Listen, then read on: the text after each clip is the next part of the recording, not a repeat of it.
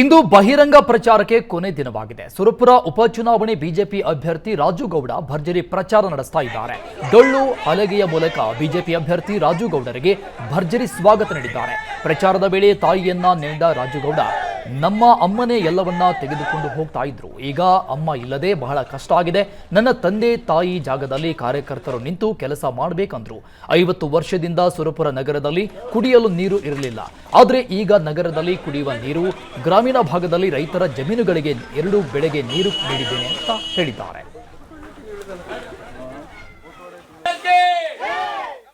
ರಾಜ್ಯದಲ್ಲಿ 2ನೇ ಹಂತದ ಲೋಕಸಭಾ ಚುನಾವಣೆ ಜೊತೆಗೆ ಸುರಪುರದ ಉಪಚುನಾವಣೆ ಕೂಡ ನಡೀತಾ ಇರತಕ್ಕಂಥದ್ದು. ಮತದಾನಕ್ಕೆ ಕೇವಲ 1 ದಿನ ಕೂಡ ಬಾಕಿ ಇರ್ತಕ್ಕಂಥದ್ದು.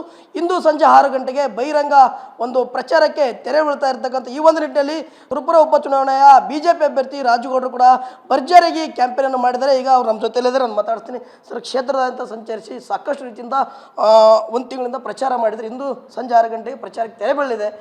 ಯಾವ ರೀತಿಯಾಗಿ ಜನರ ಸ್ಪಂದನೆ ಇದೆ ಸರ್? ಜನರು ಸಿಕ್ಕಾಪಟ್ಟೆ ರೆಸ್ಪಾನ್ಸ್ ಕೊಡ್ತಿದ್ದಾರೆ. ಎಲ್ಲ ಹಳ್ಳಿ ಕಡೆಯಲ್ಲಿ ಹೋದಲ್ಲ, ಮತ್ತು ವಿಶೇಷವಾಗಿ ನಿನ್ನೆ ಸುರಪುರ ನಗರ ಇವತ್ತೂ ಬೆಳಗ್ಗೆಯಿಂದ ಜನರು ಸಿಕ್ಕಾಪಟ್ಟೆ ರೆಸ್ಪಾನ್ಸ್ ಸುರಪುರನಲ್ಲೂ ಭಾಳ ಒಳ್ಳೆ ರೀತಿಯಿಂದ ರೆಸ್ಪಾನ್ಸ್ ಕೊಡ್ತಿದ್ದಾರೆ. ಇವತ್ತು ಎಲ್ಲ ಕಡೆ ಹಳ್ಳಿಯಲ್ಲಿ ಹೋದಲ್ಲ ನಾವು ಮಾಡಿದಂಥ ಒಳ್ಳೆ ಕೆಲಸಗಳು, ಅಭಿವೃದ್ಧಿ ಕೆಲಸನೂ ಇವತ್ತು ನಮ್ಮ ಕೈ ಹಿಡಿದಾವೆ. ಕರೆದು ಎಲ್ಲರೂ ಮಾತಾಡಿಸ್ತಿದ್ದಾರೆ. ಇಲ್ಲಪ್ಪ, ನಮಗೆ ಇಲ್ಲಿ ಕುಡಿಯೋ ನೀರಿನ ವ್ಯವಸ್ಥೆ ಮಾಡಿಸಿದ್ವಿ, ನಾವು ನಿಮಗೆ ಮತದಾನ ಮಾಡ್ತೀವಿ ಅಂತ ಹೇಳ್ತಿದ್ದಾರೆ. ಮತ್ತು ಸುರಪುರ ತಾಲೂಕಿನಲ್ಲಿ ಎಲ್ಲ ಕಡೆ ಒಳ್ಳೆ ಅಭಿವೃದ್ಧಿ ಕೆಲಸ ಮಾಡಿದ್ದು ಇವತ್ತು ನನಗೆ ಅದು ಫಲ ಸಿಗ್ತಿದೆ. ಹುಣಸಿಯಲ್ಲಿ ಮಾಡಿರ್ತಕ್ಕಂಥ ಒಂದು ಭಾಷಣ ಜನರಿಗೆ ಮನ ಮುಟ್ಟುವಂತಾಗಿರ್ತಕ್ಕಂಥ ಕ್ಷೇತ್ರದ ಮತದಾರರೇ ನಮ್ಮ ತಾಯಿ ತಂದೆಯರು ಅಂತಕ್ಕಂಥದ್ದು. ಈ ಮಾತು ನೀವು ಯಾವ ರೀತಿಯಾಗಿ ವ್ಯಕ್ತಪಡಿಸ್ತೀರಿ ಸರ್? ಇದು ನೋಡಿರಿ, ನಮ್ಮ ತಾಯಿ ಇದ್ದಾಗ ಭಾಳ ಒಳ್ಳೆ ರೀತಿಯಿಂದ ಎಲ್ಲ ತೊಗೊಂಡೋಗೋಂಥ ಕೆಲಸವನ್ನು ಮಾಡ್ತಿದ್ರು. ನಮ್ಗೆ ಯಾವ ಜವಾಬ್ದಾರಿ ಅನ್ನೋದೇ ಗೊತ್ತಿದ್ದಿಲ್ಲ. ಅಮ್ಮನೇ ಎಲ್ಲ ತೊಗೊಂಡು ಹೋಗ್ತಿದ್ರು. ಯಾವ ಥರ ಇರಬೇಕು, ಯಾರು ಸ್ವಲ್ಪ ಕರೆಸಿ ಮಾತಾಡೋದು, ಎಲ್ಲರೂ ಕರೆಸಿ ಮಾತಾಡೋದು, ಬುದ್ಧಿವಾದ ಹೇಳೋದು ಎಲ್ಲನೂ ಮಾಡ್ಕೊಂಡು ಹೋಗ್ತಿದ್ರು. ಈಗ ಅಮ್ಮ ಇರಲಾರ್ದು ನಮಗೆ ದೊಡ್ಡ ಕಷ್ಟ ಆಗಿದೆ.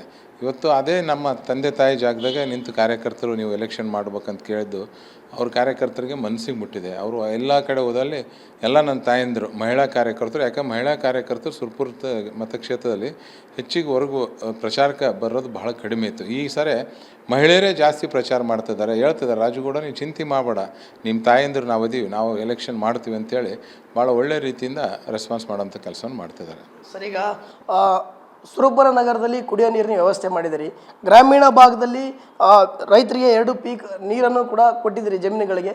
ಇವೆರಡು ನಿಮ್ಮ ಈ ಒಂದು ಗೆಲುವಿಗೆ ಶ್ರೀರಕ್ಷೆ ಆಗ್ತವೆ ಅಂತ ಅನಿಸುತ್ತಾ ಅಂತ?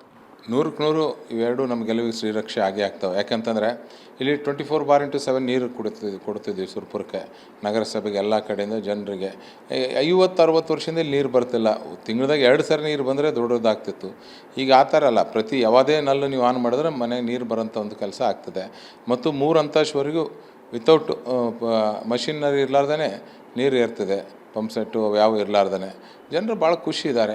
ಅದೇ ಥರ ನಾವಿರುವಂಥ ಸಂದರ್ಭದಲ್ಲಿ 5 ವರ್ಷದಲ್ಲಿ 10 ಬೆಳೆ ನೀರು ಕೊಟ್ಟಿದ್ದೇವೆ.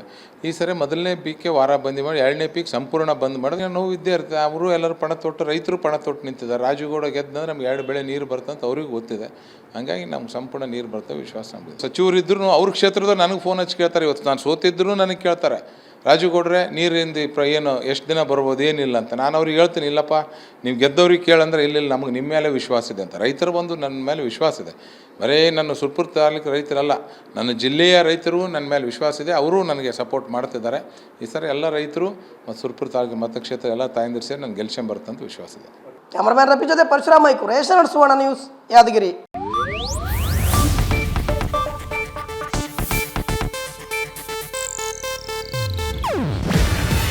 ಇದು ಏಷ್ಯಾನೆಟ್ ನ್ಯೂಸ್ ನೆಟ್ವರ್ಕ್ ಪ್ರಸ್ತುತಿ. ನೀವು ನೋಡ್ತಿದ್ದೀರಾ ಏಷ್ಯಾನೆಟ್ ಸುವರ್ಣ ನ್ಯೂಸ್.